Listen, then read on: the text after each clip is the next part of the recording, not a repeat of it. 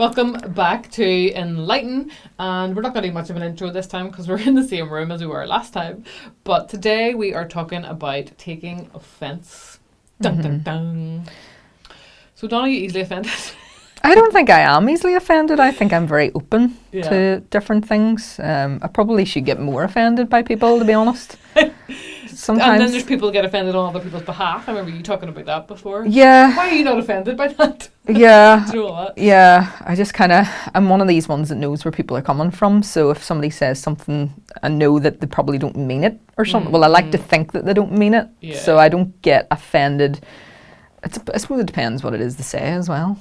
Depends. I think you're more susceptible to it if you're some sort of Instagram influencer and you put something up that's maybe different. I've seen it with people that I follow that's maybe something different than what you've signed up to see. Do you know what I mean? There's a certain personality and you're putting these posts up and then you put up something totally different and then people start reacting to it. I'm not in that situation much, so... Some people are very sensitive to things and they take offence, at everything. Yeah. And then there's some people that don't really care at all. Yeah. Again, like what cultivated that? Who knows? Parents. Again. Yeah, probably. Well, I will be talking about that. So, have you heard of the company Mind Valley? I have heard of it. Like I've never watched it. They do a podcast as well. They're amazing. They're basically, it's hard to even describe what they do, but they're just wanting to improve everything about a person. And they do courses and they do big events and meetups, and they actually have like a university as well, but it's all mind related, but brilliant stuff. Okay. But they had an article up, what is Generation Snowflake and are parents to blame? Okay, so Generation Snowflake is a term used to describe millennials who exemplify a specific set of traits that set them apart as snowflakes. So members of Generation Snowflake are easily offended, triggered by microaggressions, and concerned with what may or may not be politically correct. And it's typical of millennials, but it can happen to anyone. Yeah, no, I think millennials just generally, like this generation, the younger generation, a generation younger than us even, Karen, they're more offended by things, but then at the same time, I kind of think it's probably a good thing that they're offended by certain things in order to create change, because look at growing up, the amount of stuff that was on the TV that was, like, I remember watching an episode of On the Buses there recently. Have you never watched it? No. This is a 1970s programme. Right. It was a comedy show, and for some reason it was on some Saturday afternoon. Now, it was last year or a year before or whatever. And I remember thinking, this is the most racist, sexist programme I've ever watched in my life. And the way that the people talked about, and they were trying to be funny, but it wasn't funny. It was like, what are you doing? What are you saying? And I was actually surprised that it was on modern day television. But I think in a way, in order for change to happen, you need to be a bit offended by things like that, because my reaction now obviously is completely different to somebody in the 70s. In the 70s, it was okay to talk like that about people. Didn't know. There was no awareness. It was I don't know if it was naivety or I don't know. Just didn't think that way. It was institutionalized racism, sexism. Yeah. It was just things that were totally inappropriate. That we don't misogynist. And there's certain comedians, because I know we were talking about that like before. There's certain comedians that are still like that, but in comedy was a big thing. Yeah. Where in the 70s and 80s, and even now, like Jimmy Carr. I went to see him a couple of years ago in the Waterfront Hall, and I just didn't enjoy watching that show at all, because all it was he just made fun of women, of people with disabilities, and it was just like, this isn't actually... trying to cover everybody so it doesn't offend them. Yeah, well, he did offend most people, just everyone, and it was just like, this isn't actually funny. It's not funny, yeah. He is quite brutal sometimes, I know he is. But that's kind of one of them things where you would take offence to that sort of treatment of people. Yeah. Well, as the media puts it, snowflakes are entitled, narcissistic, self-absorbed, sensitive and overly emotional. Yeah. So that's like the extreme you don't really want to be any of those things. No. The article goes on to address the parental influence. Again, we're talking about this again. So that's so powerful when you're younger. What are you doing to create this little snowflake? And you can't blame parents either. There's things that my parents did, and I'm like, why did you do that? You know, my dad. I said this so much in the past. My dad used to do everything for me, and it means that I didn't feel like I could do stuff as I got older. But that's all coming from love. You know, everything your parents are doing is either the best they know how to with the tools they have, or from a place of love that they think is correct.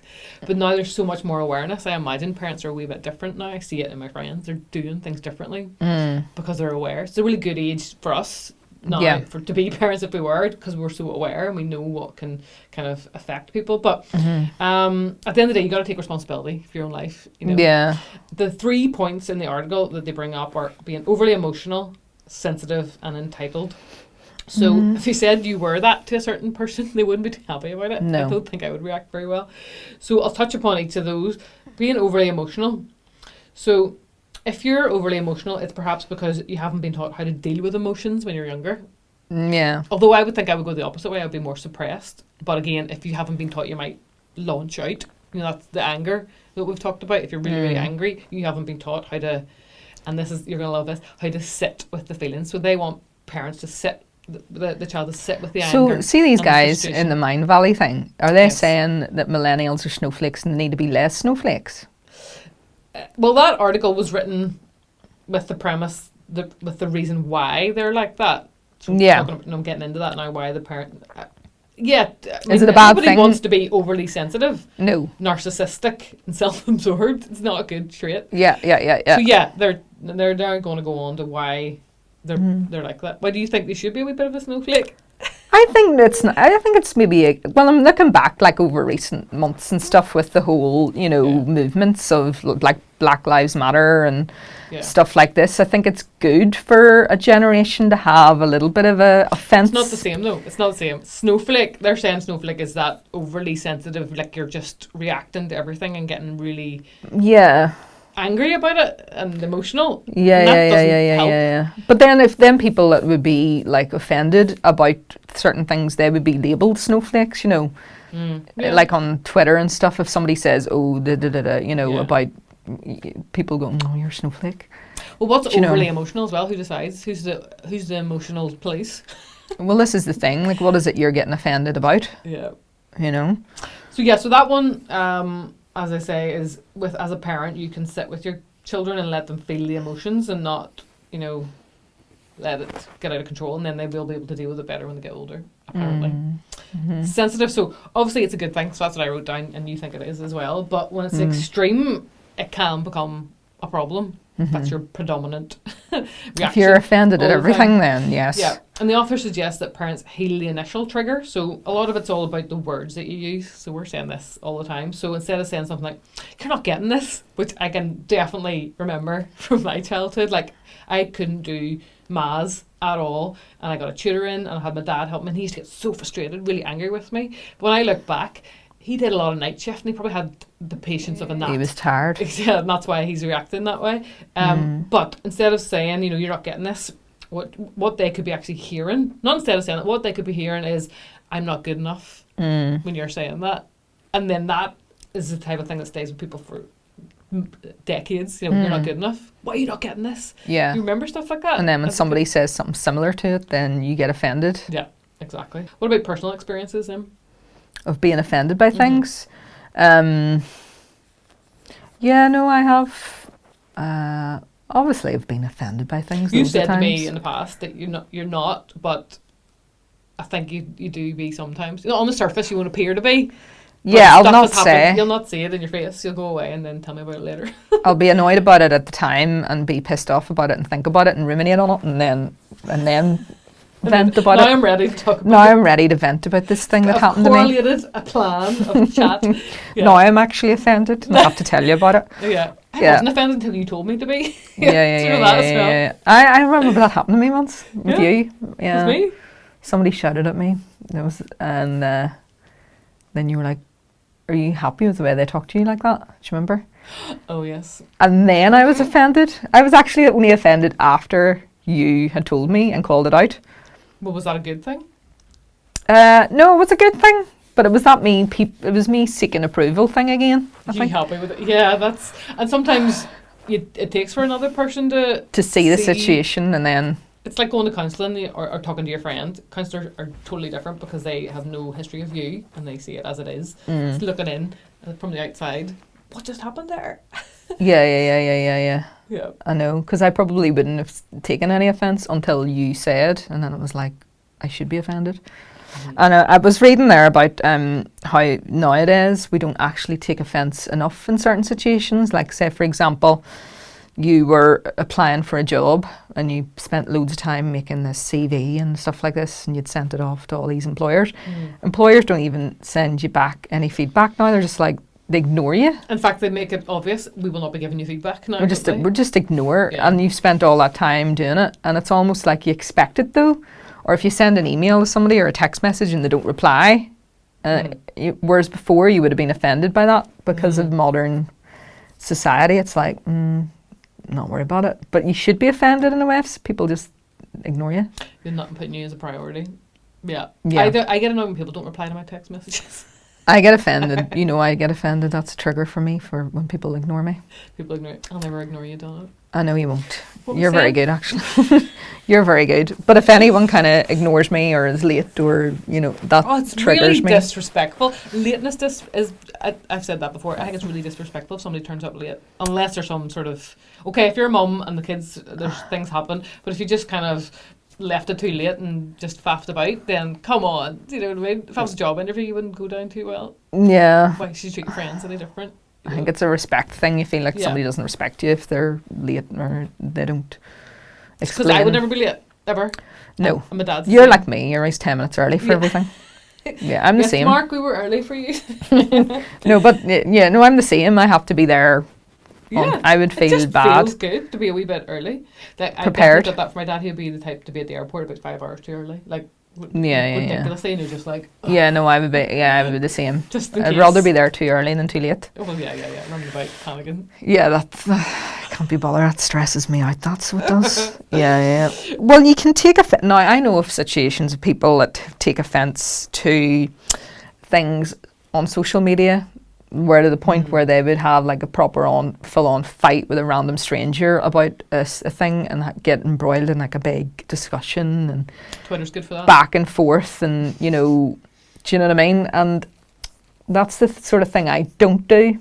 I just can't. I suppose it's that conflict thing again, isn't it? I don't want to be in conflict. Yeah. And it's so much easier. Everybody talks about it to write something online than it is to sit in front of somebody and say whatever it is that you're talking about. Yeah, you can, because you can think about it and you can write it down in you're thinking about it in a proper way, but then at the same time you can get so angry, What good does it do, really? Like, if you think about it, if you got engaged in that and you just got angry, you're not going to, because it's almost because you're not seeing the people, you're never going to get a resolution either. It's just going to be fights and then it's moving on to the next day. Yeah. Whereas if it was an actual person in real life, you probably would want to get it resolved. Have a discussion. You want to see them. Yeah, you wouldn't talk to people in the same way in real life as you do, obviously. Yeah. Then you get people on Twitter and all these kind of things that are PC brigade as well. Yeah.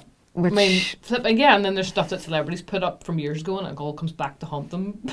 Because it's always out there. Or like a counsellor or something that wrote something when he was 12 or something on the internet. It was like, oh. I know, that's harsh. It is hard. I feel for people like that. Yeah. They didn't really know what they were doing and then it's coming back when they're not the same person. Yeah. Do you ever feel worried in case you're causing offence to someone? Like you are the cause of somebody being offended? That's a good question. Because I think I have enough gumption to not. But do you ever be afraid of saying something by mistake that people could pick up as being offensive? I wouldn't go in with that attitude, no. No. Because you're concentrating on it and then you probably will. I know. No, I don't. Do you? No, well, at the weekend there was a neighbour. What sort of street do you live in? It was a neighbour said something and another neighbour, and I was just kind of starting watching them have this conversation. Yeah. But we were talking about another neighbour who was from a different cultural, background. They were Syrian refugees or something like that, actually. But one of the neighbours said something that I could tell caused offence to the other neighbour. Something along the lines of, oh, they should be learning how to speak English anyway. Do you know, what are they doing here not speaking English? And then the other neighbour said, well, that's a ridiculous thing to say because they're living here as refugees and I wouldn't be able to speak English or their language if I was to be in there. So the two of them were having this kind of, but you could tell that the woman, one of the neighbours was really, she was like really afraid to say anything that would cause offence to the other neighbour. Do you know what I mean? Because you got to live in the same street. And I was just kind of watching from the sidelines. Ooh, loving it like, though as well. I was like, yeah. But it's like, I can kind of see both arguments, how she could be offended and also how she causes offence, but not meaning to cause offence. She just said something to somebody that she doesn't really know that well. That hoping to get like a nice conversation and then it turned. That could be taken out of context, that somebody could take, you know, oh, you're racist. You know, that's the connotation you could, could, you know, by saying something like that. More recently, I think I would be more aware of what I say because I probably have said stuff in the past, not meaning anything by it, and then. But I'm not that sort of person who would say something that's like even mildly racist. But now because it's so heightened, I would probably think even more. But there's nothing I would say. You wouldn't say it, yeah. I wouldn't even have that sort of chat about language. I know. And when she said it, I think she knew immediately what she said would cause an offence. So for the audience, then, do you think you're a little bit of a snowflake, or even has any of this conversation triggered you a little bit? Because that's something to think about. You know, flip me. Yeah, I am a wee bit kind of. And at the end of the day, does it make you feel good? Like even if you're one of these people that lets on an argument on Twitter or Facebook, do you feel good turning up as that person afterwards? Do you though? Because I'm pretty sure you don't. You feel kind of bit yucky after it. And once you're aware of it, then if you want to be the sort of person that doesn't get fazed by anything and you want to rise above it, what behaviours does that person have? You know, how does that person be? Do they just go, oh yeah, we're good, close the app, or just, you know, there's engaging and then there's kind of ignoring and then there's something in between, isn't there? Do you know what I mean? Sometimes you don't want to ignore a situation because that's almost worse. Yeah. Like if I saw something like with you and that, you know, I called something out, I didn't want to ignore it. I wanted to say to you, look, are you not offended? Yeah. I know what you mean. Just because it might open up something in your brain for later, I don't know. Yeah, which it did. So I would like to say that I would become at least a person who's not fazed by stuff too much. I like to be that chill. Yeah, I think that is a lot to do with your personality, how chilled out you are, and how My mom's chilled and my dad's not. Right. I go into the airport really early. Like he would be the sort of person who'd be like, what if we miss the flight? What if it goes wrong? What's our contingency plan? Whereas mum's just like, well, she might be a wee bit sometimes, but she's more chill, and that's probably why they work. And I hope I've taken a bit of both, and they're both useful traits to take away. I think you'd be like your dad a wee bit. Oh really? Yeah. Well, like contingency plans and all. Yeah, you would have a contingency plan, wouldn't you? Contingency plan. You would have one though, I know you would. Like what? Give me an example. That's too hard. Like if something was to happen. Yeah, but I wouldn't be like expecting things to go wrong. Sometimes he would be like, my mum would call my dad a pessimist. But no, you're not. No, a grumpy pessimist. It's not. Yeah, it's not pessimistic though to have, you know, a forethought. Yeah. As to what would happen. What would happen if things went wrong? Yeah. Yeah, I probably would be like that actually. I would be like that. It's like we talked before. If we're doing like a presentation, we need to have everything perfectly organised. Don't want to not have the information I need to do it. I need to feel prepared. It stresses me out when I'm kind of doing things ad lib a wee bit. Yeah. Some people are great at that. Yeah, some people can like make up stories in their head and just embellish all these different things, and it's like, what? How did you come up with that? Yeah. I'm not very good at that. I have to know what I'm talking about. Yeah, for sure. Yeah. Cool. Well, I think that's us for today on taking offence. Do you agree? Thanks for having a listen and a watch. Listen and a watch. I hope you didn't take any offence to this chat today. I think we're all right. Yeah, we're good. We're okay. Girls. And as always, do send us, so you can send us some questions to enlightenedpodcast@gmail.com. And if you have any experiences of being triggered or anything that we've talked about, we would love to hear from you. Because we do like to get a juicy conversation going from our listeners. Yep. Until next time, bye. Bye.